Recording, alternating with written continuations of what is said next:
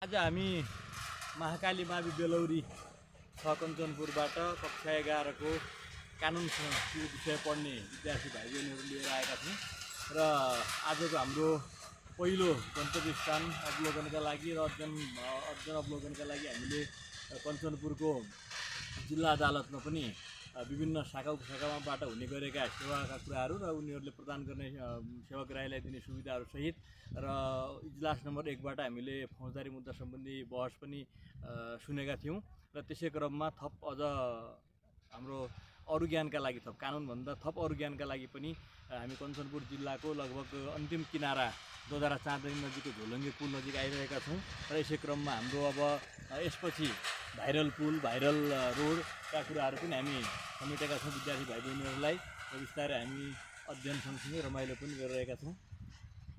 कस्तो आयो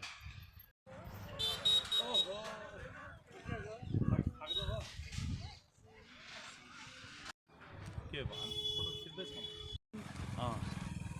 आज हामी कक्षा 11 कानुन संकाय अन्तर्गतको प्रयोगात्मक कार्यका निमित्त अदालतको अवलोकन अध्ययन कार्यका लागि आएका र यसैबीच हामी म सुरेन्द्र भण्डारी, दिपेन्द्र बहादुर बम र खेमराज पन्त सर र 23 जना विद्यार्थी सहित अहिले भिडियो बनाउने नानी सलिना सहित हामी 26 जना 2 जना गाडी स्टाफ लगाएर 28 जना आएका छौँ र अदालतको अध्ययन अवलोकन सकेर अहिले हामी महाकालीको भाइरल पुल हुँदै अहिले झुलुङ्गे पुलमा आइपुगेका छौँ र बालबालिकाहरूलाई आधा घण्टाको समय ठ्याक्कै अहिले 3:17 भएको छ र आधा घण्टाको समय चाहिँ हामी झुलुङ्गे पुल घुम्नलाई दिँदैछौँ र त्यसपछि हामी घरतिर प्रस्थान गर्नेछौँ। धन्यवाद।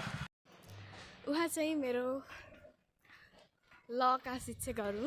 आज हामी चाहिँ शैक्षिक अवलोकनका लागि खास गरी अदालत घुम्ने गरिरहेका थियौँ अनि अलि थोरै टाइम बचेको हुनाले यहाँ झुलुङ्गे पुलसम्म पनि आएका छौँ। देख्न सक्नुहुन्छ उता हाम्रो साथी। हेलो हाई गर।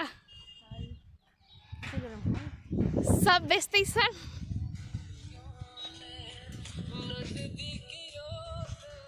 त्यसकेको